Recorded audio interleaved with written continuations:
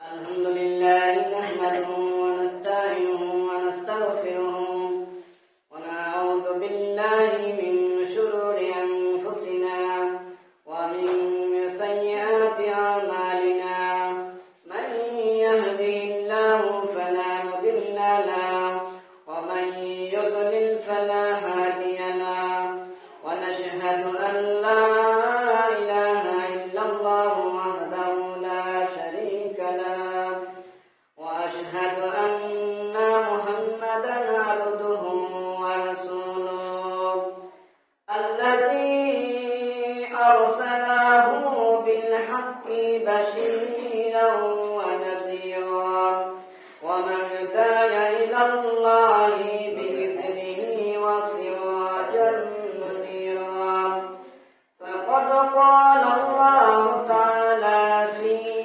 كلامه المجيد وفي فرقانه الحميد أعوذ بالله من الشيطان الرجيم بسم الله الرحمن الرحيم يا أيها الذين آمنوا اجتنبوا كثيرا من الظن إن بعد الظن إثم ولا تجسسوا ولا يغتب بعضكم بعضا فكرهتموه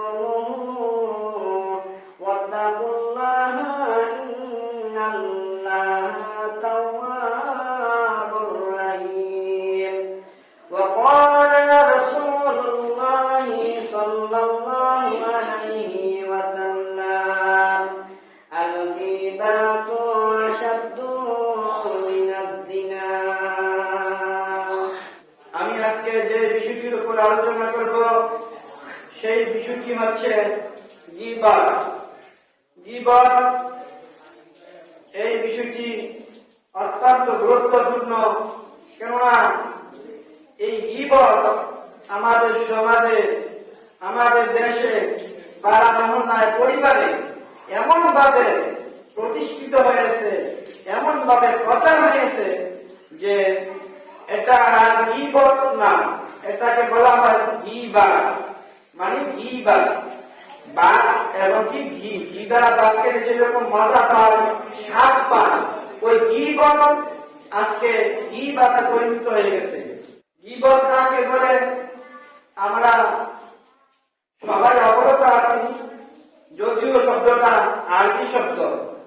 অন্যের সমালোচনা করা মানে একজন ভাই এবং একজন বোনের দোষগুলা অন্যের কাছে বলাটার নাম হচ্ছে গীবত।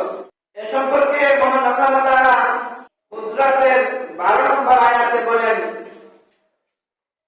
ইয়া আইয়ুহাল্লাযীনা আমানু ইসতানিবু কাসীরাম মিনাজ-জান্নি।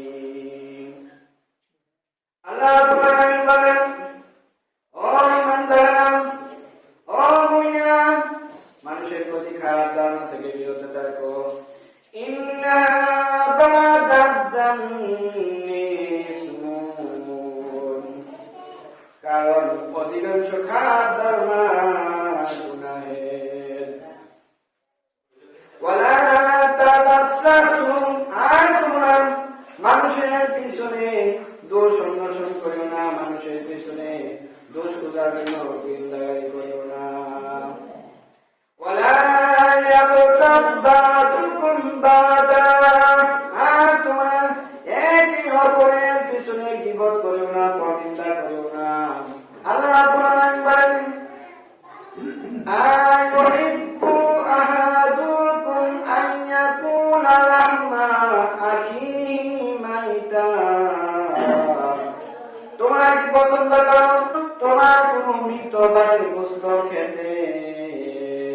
ফাকারিহতুমুহু, অবশ্যই তোমরা এটাকে অপছন্দ করো।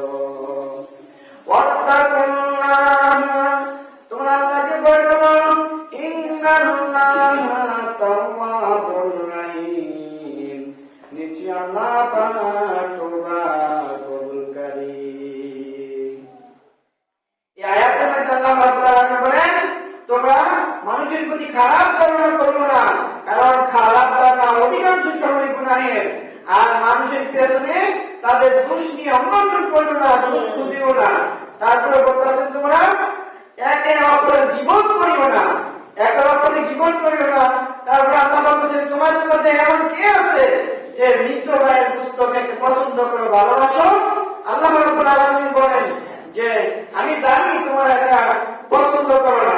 তাহলে এই আয়াতের আলোকে আমরা বুঝতে পারলাম যে আমরা মানুষের প্রতি খারাপ ধারণা করবো না, মানুষের দুষ খোলার জন্য অন্বেষণ করবো না, মানুষের পিছু লাগবো না, আর একে অপরের গীবত করবো না।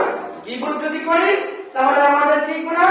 মৃত ভাইয়ের গুস্ত খাওয়ার যেই গুনাহ, ওই রকম গুনাহ। আর আবু হুরায়রা রাদিয়াল্লাহু তাআলা আন্না রাসূলুল্লাহ সাল্লাল্লাহু আলাইহি ওয়াসাল্লাম, আবু হুরায়রা রাদিয়াল্লাহু তাআলা থেকে বর্ণিত রাসূলুল্লাহ সাল্লাল্লাহু আলাইহি ওয়াসাল্লাম বলেন আতাদুরুনা মাল গীবাত, ও সাহাবীরা তোমরা কি জানো গীবত কি?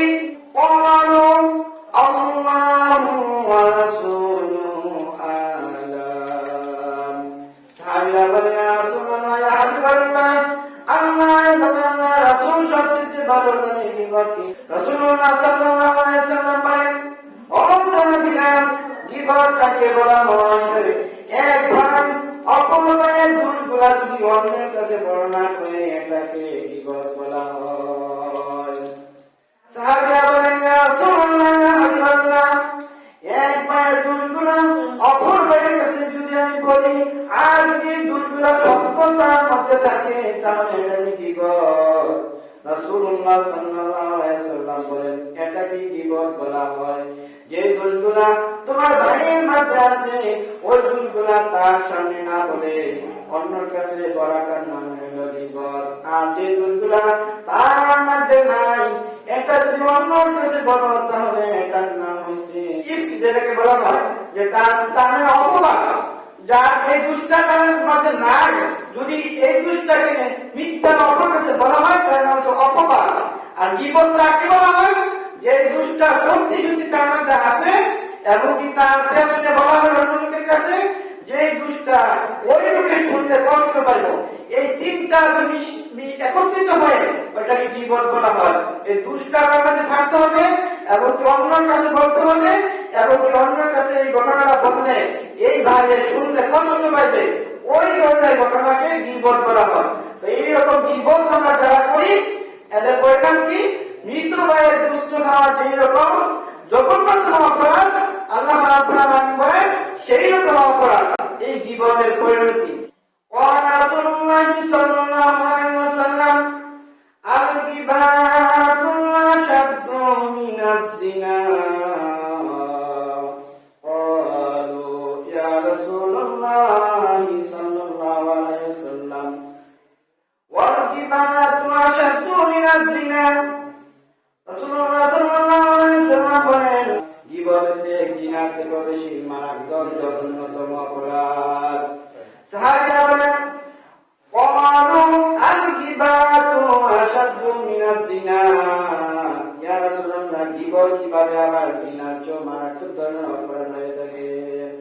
রাসূলুল্লাহ সাল্লাল্লাহু আলাইহি ওয়াসাল্লাম বলেন ও সাহাবীরা যদি একজন ব্যক্তি একটা নারীর সাথে জিনা করে আর সে যদি খাঁটি ভাবে খাস ভাবে আল্লাহ রাব্বুল আলামিনের কাছে তওবা করে তাহলে আল্লাহ রাব্বুল আলামিন তাকে ক্ষমা করতে পারে। কিন্তু কোন ব্যক্তি যদি তার ভাইয়ের নামে গীবত করে আর আল্লাহ রাব্বুল আলামিনের কাছে যদি তওবা করে, সারা জীবন যদি তওবা করে, আল্লাহ রাব্বুল আলামিন ওই গীবতের তওবা ক্ষমা করবেন না যতক্ষণ পর্যন্ত তার গীবতকারীর ভাইয়ের কাছে যে ক্ষমা না চাবে।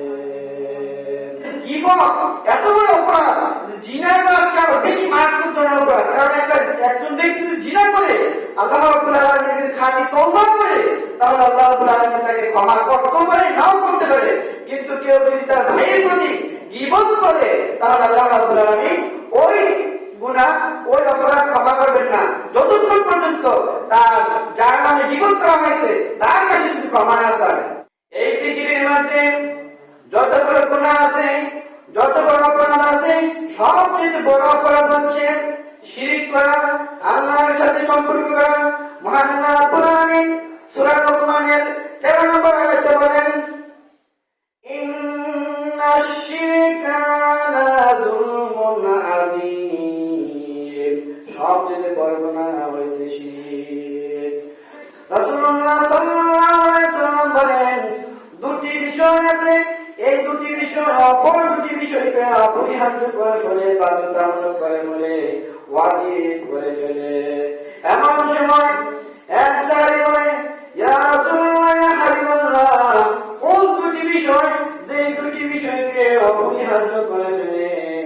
রাসূলুল্লাহ সাল্লাল্লাহু আলাইহি ওয়াসাল্লাম বলেন, কোন বান্দা যদি শিরক করে আল্লাহ রাব্বুল আলামিন তাকে জাহান্নাম দেওয়া ওয়াজিব হয়ে যায়। যদি ওই শিরক করা ব্যক্তি যদি জীবিত থাকা অবস্থায় মৃত্যুর আগে যদি খাঁটিভাবে তওবা করে যদি না মারা যায়, তাহলে আল্লাহ রাব্বুল আলামিন ওই ব্যক্তিকে জাহান্নাম দেওয়া ওয়াজিব হয়ে যায়। আরেকটি বিষয় হয়েছে, কোন ব্যক্তি যদি আল্লাহ রাব্বুল আলামিনের সাথে শিরক না করে, তাহলে আল্লাহ রাব্বুল আলামিনের ওয়াজিব হয়ে যায় তার জীবনের যতগুলো গুনাহ আছে, এই গুনাহগুলোকে আল্লাহ রাব্বুল আলামিন জাহান্নামে পুরাইতে কোন একদিন না একদিন তাকে জান্নাত দেওয়া ওয়াজিব হয়ে যায়। এমনি ভাবে সবচেয়ে বড় গুনাহ শিরকের গুনাহ আল্লাহ রাব্বুল আলামিন তওবা করলে ক্ষমা করে দিবেন, কিন্তু গীবত এমন একটি গুনাহ আছে আল্লাহ রাব্বুল আলামিন কাছে তওবা করলো আল্লাহ ক্ষমা করবেন না, যতক্ষণ পর্যন্ত যার নামে গীবত করা হয়েছে তার কাছে যদি ক্ষমা চাওয়া না হয়। কত বড় অপরাধ এই গীবত! আমরা আজকে এই গীবতে গীবাত করে ফেলছি যে আমরা খাইতে এতই মজা পাই, বলতে এতই মজা পাই, একজনে বলে পাঁচজনে শুনে, এমনকি কেউ বাধাও দেয় না যে গীবত করিও না, এটা ভালো না। একজনে মানে উস্কানিটা চিল্লা যায় আরম্ভ করে দেয়, সবাই মনোযোগটা শুনি। রাসূল সাল্লাল্লাহু আলাইহি ওয়াসাল্লাম বলেন, যে ব্যক্তি গীবত করলো, গীবত গাইলো আর যারা শুনলো, সবাই সমান অপরাধী। অতএব আমরা যদি গীবতকে আমরা বর্জন করি, আমরা যদি গীবতকে গীবাতের মতো আমরা যেন মজা করে আনন্দ করে না শুনি, আমরা এগুলো থেকে অবশ্যই বেঁচে থাকতে হবে। রাসূল সাল্লাল্লাহু আলাইহি ওয়াসাল্লাম সাহাবীদেরকে নিয়ে হাঁটতেছেন, হঠাৎ করে নবীজি দেখলেন দুটি কবরের মধ্যে জাহান্নামের আগুন জ্বলতেছে। রাসূল সাল্লাল্লাহু আলাইহি ওয়াসাল্লাম বলেন, ও সাহাবীরা শোনো, এই দুটি কবরের মধ্যে আযাব হইতেছে, কিন্তু তেমন কোন বড় অপরাধের জন্য আযাব হইতেছে না। একজনের কবরে আযাব হইতেছে, সে মানুষের গীবত গাইতো। আরেকটি কবরে আযাব হইতেছে, সে প্রস্রাব করার পরে পবিত্রতা অর্জন করতো না। এই জন্য এই দুইটি কবরের মধ্যে আযাব হইতেছে। রাসূলুল্লাহ সাল্লাল্লাহু আলাইহি ওয়াসাল্লাম বলেন, ও সাহাবী, তোমরা যাও খেজুরের গাছের থেকে একটা ডালা নিয়ে আসো। নবীজির কথা মতো সাহাবীরা চলে গেলেন, খেজুরের ডালা নিলেন, আনার পরে নবীজি এই দুইটা ডালাকে দুটি কবরের উপরে গেঁথে দিলেন, পুঁতে দিলেন, আর বললেন, যতক্ষণ পর্যন্ত এই ডালাগুলা জীবিত থাকবে, হয়তো আল্লাহ রাব্বুল আলামিন তাদের কবরের আযাব কিছুটা কমিয়ে দিবে। বলে সুবহানাল্লাহ! কত আযাব যে নবীজি দুনিয়াতে জীবিত থাকা অবস্থায় দেখতেছেন যে কবরের মধ্যে এখন আযাব হইতেছে। ওই কবরের বাসিন্দারা রোজা না রাখার জন্য আযাব হয় নাই, নামাজ না পড়ার জন্য আযাব হয় নাই, হজ না করার জন্য আযাব হয় নাই, সামান্য কিছু গীবত করার জন্য আর প্রস্তাব থেকে ভালোভাবে পবিত্র না হওয়ার কারণে আযাব হইতেছে। আমরা কি পারি না এই গীবতকে বর্জন করতে? আজ এই গীবত এমন ভাবে আমাদের সমাজে প্রচলন হয়েছে যে গীবত ছাড়া আমরা আমাদের পেটের বাতি হজম হয় না। এটা গ্যাস্ট্রিকের ট্যাবলেট হয়ে গেছে। গ্যাস্ট্রিকের ট্যাবলেট যখন না খেলে মানুষের গ্যাস্ট্রিক থেকে আর নিবারণ হয় না, তেমনি ভাবে গীবত না করলে মানুষের মনে শান্তি আসে না। ঘুমানোর আগেও গীবত গায়, ভাত খেতে বেলা গীবত গায়, শাস্ত্রে বসে গীবত গায়, এমনকি আল্লাহর মসজিদে এসেও গীবত গায়। এমন কোন মসজিদ নাই যে মসজিদের মসজিদেরা গীবত গায় না। এমনকি মসজিদের মসজিদেরা গীবতের কারণে অন্যান্য মসজিদেরা বাইরে বারান্দাতে সুন্নত করতে পারে না, মসজিদে থাকতে পারে না। এমন দেখছি আমি, এমন লোক মসজিদে আসতো, ওই মসজিদে মানুষের গীবত দেওয়ার কারণে সাধারণ মুসলিমরা মসজিদে আসতো না। তিনি যতদিন পর্যন্ত মসজিদে আসবেন আমরা মসজিদে যাবো না। এইরকম একটা অপরাধ আমরা করে থাকি। নামাজি বেনামাজি সবাই গীবতকে এত পছন্দ করে, কিন্তু গীবতের এত বড় পরিণাম আমরা জানি না এবং কি জানলেও মানি না। সাহাবীরা বলেন, ইয়া রাসূলুল্লাহ, ইয়া হাবিবাল্লাহ, আপনি তো মেরাজে গেছিলেন, মেরাজে আপনি কি কি দেখলেন, জাহান্নামের মধ্যে কি দেখলেন, আমাদের সামনে একটু বর্ণনা করুন। রাসূলুল্লাহ সাল্লাল্লাহু আলাইহি ওয়াসাল্লাম বলেন, জিবরাইল আলাইহিস সালাম যখন আমাকে জাহান্নাম দেখানোর জন্য নিয়ে গেল, তখন আমি দেখি কিছু মানুষের হাতের নখগুলা তামার নখ, অনেক বড় বড় তামার নখ। তখন তাদের হাতের নখগুলা লম্বা লম্বা তামার নখ, আর এই নখগুলা, এই নখ দ্বারা তাদের চেহারার বস্তুগুলাকে খামচিয়ে খামচিয়ে এবং কি তার বুকের বংশগুলাকে খামচিয়ে খামচিয়ে তারা ছিঁড়ে ফেলে দিতেছে। আবার এই মুখের মধ্যে, চেহারার মধ্যে আবার বস্তু আসতেছে, আবার বুকের মধ্যে আবার বস্তু আসতেছে। তারা এই নখগুলা দ্বারা আবার তাদের বস্তুগুলা খামচিয়ে খামচিয়ে ফেলে দিতেছে। রাসূলুল্লাহ সাল্লাল্লাহু আলাইহি ওয়াসাল্লাম বলেন, ইয়া জিবরাইল আকি মান হুয়া রাজুলুন, ও ভাই জিবরাইল, এই লোকগুলা কারা, তাদের এই অবস্থা কেন? জিবরাইল বলতেছেন, আল্লাযীনা ইয়াকুলুনা লাহুমুন নাস, ইয়া রাসূলুল্লাহ, ইয়া হাবিবাল্লাহ, তারা হলো ওই সব লোকগুলা যারা দুনিয়ার মধ্যে তাদের ভাইয়ের মৃত ভাইয়ের বস্তুগুলা খাইতো, মানে তারা গীবত করতো। রাসূলুল্লাহ সাল্লাল্লাহু আলাইহি ওয়াসাল্লাম মেরাজে গিয়ে দেখলেন এইভাবে মানুষগুলা, এইভাবে তাদের নখ দ্বারা, পিতলের নখ, বড় বড় নখ দ্বারা তাদের দেহ মাংসগুলা ছিঁড়ে এবং কি বুকের মাংসগুলা ছিঁড়ে ফেলে দিতেছে। একমাত্র অপরাধ কি? তারা অপর ভাইয়ের গীবত করত। রাসূলুল্লাহ সাল্লাল্লাহু আলাইহি ওয়াসাল্লাম বসে আছেন, ওনার স্ত্রী আম্মা জান আয়েশা রাদিয়াল্লাহু তাআলা আনহা বসে আছেন। এমন সময় আম্মা জান আয়েশা রাদিয়াল্লাহু তাআলা আনহা বলেন, ইয়া রাসূলুল্লাহ, ইয়া হাবিবাল্লাহ, আপনার স্ত্রী সফিয়া দেখতে খাটো, একটু মোটা সোটা, তাকে দেখতে কেমন লাগে? রাসূল সাল্লাল্লাহু আলাইহি ওয়াসাল্লাম বলেন, আয়েশা, ও আয়েশা রে, তুমি এত বড় একটা কথা বললা রে আয়েশা, এত বড় একটা বিপদ করলা আমার স্ত্রী সফিয়া সম্পর্কে। আয়েশা, এই কথাটা যদি পৃথিবীর সমস্ত সাগরের মধ্যে মিশ্রিত করা হয়, আয়েশা রে, তোমার এই কথাটা সমস্ত সাগরের পানিকে নাবাদ করে দিবে। নাউযুবিল্লাহ। কত বড় কথা যে আপনার স্ত্রী সফিয়া একটু খাটো, একটু মোটা সোটা। আসলে একটু খাটো, মোটা, কালো, লম্বা, এগুলা কোনো ব্যক্তির কোনো কারণ হয়েছে নাকি? আল্লাহ রাব্বুল আলামিন করছেন, আল্লাহ রাব্বুল আলামিন করছেন। অতএব তুমি কিভাবে আমার স্ত্রী সফিয়া সম্পর্কে এই কথাটা বললা? আমরা সমাজে কতই বলে থাকি, এই বাচ্চা, এই খাটো, এই কালিয়া, এইরকম কত কথা বলে থাকি, এগুলো হচ্ছে কি বল। আর একদিন রাসূল সাল্লাল্লাহু আলাইহি ওয়াসাল্লাম বসে আছেন, ওনার স্ত্রী আয়েশা রাদিয়াল্লাহু তাআলা আনহা বসে আছেন, অন্যান্য সাহাবীরাও বসে আছেন। এমন সময় অন্য প্রান্তে একটা মহিলা আসলো, খাটো। আজকে আয়েশা রাদিয়াল্লাহু তাআলা আনহা মুখ দ্বারা বললেন না যে মহিলা খাটো, এই মহিলা যখন কথাবার্তা বলার পরে চলে গেলেন। এমন সময় আয়েশা রাদিয়াল্লাহু তাআলা রাসূলুল্লাহ সাল্লাল্লাহু আলাইহি ওয়াসাল্লামকে বলেন, আর আঙ্গুল দিয়ে ইশারা দেখাইলেন খাটো একটা মহিলা এইভাবে। এমন সময় রাসূলুল্লাহ সাল্লাল্লাহু আলাইহি ওয়াসাল্লাম বলেন, আয়েশা, এত বড় অপরাধ তুমি আবার করলা, এটা তো তুমি তার প্রতি গীবত করলা। এইভাবে মুখে না বলে আকারে ইঙ্গিতেও আমরা যেন এরকম গীবত না করি, আমরা যেন অবশ্যই এটা থেকে বেঁচে থাকি। রাসূল সাল্লাল্লাহু আলাইহি ওয়াসাল্লাম বলেন, জিবরাইল আলাইহিস সালাম আমাকে আকাশে নিয়ে গেলেন, আমাকে জাহান্নাম দেখানো হলো।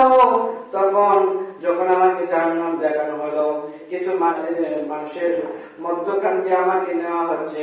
এক পাশে নারী আছে, পুরুষ আছে, অপর পাশেও নারী আছে, পুরুষ আছে। আমাকে জিবরাইল আলাইহিস সালাম এইভাবে নিতেছে, আর আমি দেখতেছি যে তাদের সামনে গোশত, তাদের গায়ের গোশতগুলা ফেরেশতারা চাকু দিয়ে কেটে কেটে পুড়িয়ে নিয়ে তাদেরকে খাওয়ার জন্য দিচ্ছে। তারা খাইতেছে না, তখন ফেরেশতারা আঘাত করে, জোর করে তাদেরকে গোশতগুলা খাইতে বাধ্য করতেছে। এমন সময় রাসূলুল্লাহ সাল্লাল্লাহু আলাইহি ওয়াসাল্লাম বলেন, ইয়া জিবরাইল আকি মান হুয়া রাজুলুন, ও জবাই জিব্রাইল, এরা কারা, তাদেরকে কেন খাবারের মধ্যে গোশত দেওয়া হচ্ছে, তাদেরকে কেন ভালো কিছু খেতে দেওয়া হয় নাই? জিব্রাইল আলাইহিস সালাম বলেন, ইয়া রাসূলুল্লাহ, ইয়া হাবিবাল্লাহ, তারা সারা জীবন দুনিয়ার মধ্যে তার ভাইয়ের গোশত খেয়েছে, তাদের বোনের গোশত খেয়েছে, এজন্য আল্লাহ রাব্বুল আলামিন তাদেরকে জাহান্নামের মধ্যে গোশত খাওয়া তাদের জন্য অবদান দিয়ে বলে রেখেছে। বর্তমান গুনাহ যে আমরা দুনিয়াতে আমাদের ভাইয়ের নামে, আমাদের বোনের নামে এইভাবে গীবত করি, এই গীবত করার কারণে আল্লাহ রাব্বুল আলামিন এই গীবতকারীদের জন্য জাহান্নামের ভিতরে আমাদেরকে এরকম গোশত খাওয়ার ব্যবস্থা করে দিবেন। কোন গোশত? মৃত ভাইয়ের গোশত খাওয়ার মতন ব্যবস্থা করে দিবেন। এই গীবত সম্পর্কে অনেক আলোচনা, অনেক হাদিসে ঘটনা আছে, মনে হয় আমি আরো 2 জমা আলোচনা করতে হবে। আপনারা দয়া করে এইগুলা শুনবেন। বাস্তব জীবনে এইরকম গীবত করার অভ্যাস থাকে, দয়া করে এগুলা থেকে আপনারা বেঁচে থাকবেন। ওমর রাদিয়াল্লাহু তাআলা আনহু, আবু বকর রাদিয়াল্লাহু তাআলা আনহু, রাসূল সাল্লাল্লাহু আলাইহি ওয়াসাল্লাম এক সফরের মধ্যে ছিলেন। এমন সময় ওমর রাদিয়াল্লাহু তাআলা, আবু বকর রাদিয়াল্লাহু তাআলা এক ব্যক্তি সম্পর্কে বললেন যে উনি তো ঘুমায় গেছে, আরামে ঘুমাইছে, আর আমরা এত কষ্ট করেন লাগে। রাসূলুল্লাহ সাল্লাল্লাহু আলাইহি ওয়াসাল্লামের সামনে ওমর রাদিয়াল্লাহু তাআলা আনহু, আবু বকর রাদিয়াল্লাহু তাআলা আনহু আসার পরে নবী বলতেছে, ও আবু বকর, ও ওমর, তোমাদের দাঁতের মাঝে আমি গোশতের টুকরা দেখতেছি। সাহাবীরা বলে, ইয়া রাসূলুল্লাহ, ইয়া হাবিবাল্লাহ, এটা আবার কেমন কথা? আমরা তো গোশত খাই নাই। এমন সময় রাসূলুল্লাহ সাল্লাল্লাহু আলাইহি ওয়াসাল্লাম বলেন, ও আবু বকর, ও ওমর, একটু পূর্বে তুমি তোমার ভাইয়ের সাথে, ভাইয়ের সম্পর্কে বলছিলা, সে খুব আরামে ঘুমাইছে, কাজ করে না, কোনো কিছু করে না, তাবু টাঙায় না, এই কথা যদি বলছো, তোমার ওই ভাইয়ের গোশত তোমাদের দাঁতের মধ্যে লেগে থাকতে আমি দেখতেছি। এমন সময় আবু বকর রাদিয়াল্লাহু তাআলা আনহু, ওমর রাদিয়াল্লাহু তাআলা আনহু বলেন, ইয়া রাসূলুল্লাহ, ইয়া হাবিবাল্লাহ, আপনার কাছে আমরা ক্ষমা প্রার্থী, আল্লাহ রাব্বুল আলামিনের কাছে আপনি আমাদের জন্য দোয়া করেন, আল্লাহ রাব্বুল আলামিন যেন আমাদেরকে এই গুনাহ থেকে মাফ করে দেন। রাসূলুল্লাহ সাল্লাল্লাহু আলাইহি ওয়াসাল্লাম বলেন, ও আবু বকর, ও ওমর, আমি নবী হতে পারি, রাসূল হতে পারি, কিন্তু আমি এই গুনাহ মাফের জন্য আল্লাহ রাব্বুল আলামিনের কাছে ক্ষমা চেয়ে কোনো লাভ নাই। তোমরা যদি এই গুনাহ থেকে ক্ষমা চাইতে চাও, তাহলে তোমার ওই যেই ভাইয়ের নামে তোমরা গীবত করছো, ওই ভাইয়ের কাছে যা ক্ষমা চাও, হয়তোবা আল্লাহ রাব্বুল আলামিন তোমাদের গুনাহ ক্ষমা করে দিতে পারেন। কত বড় কথা! রাসূল সাল্লাল্লাহু আলাইহি ওয়াসাল্লাম হাত তোলা রাখে আবার দোয়া কবুল করতেন। ওই রাসূল বলতেছেন, আমি তোমাদের জন্য ক্ষমা চাইলে কোনো লাভ হবে না, যেহেতু তোমরা গুনাহ করছো ওই ভাইয়ের সাথে, ওই ভাইয়ের কাছে তোমরা আগে অপরাধ স্বীকার করো, তাহলে হয়তো আল্লাহ রাব্বুল আলামিন তোমাদের গুনাহ ক্ষমা করে দিতে পারেন। সালমান রাদিয়াল্লাহু তাআলা আনহু, তিনি এক সফরে ছিলেন, সাহাবীরাও এমন সফরে ছিলেন।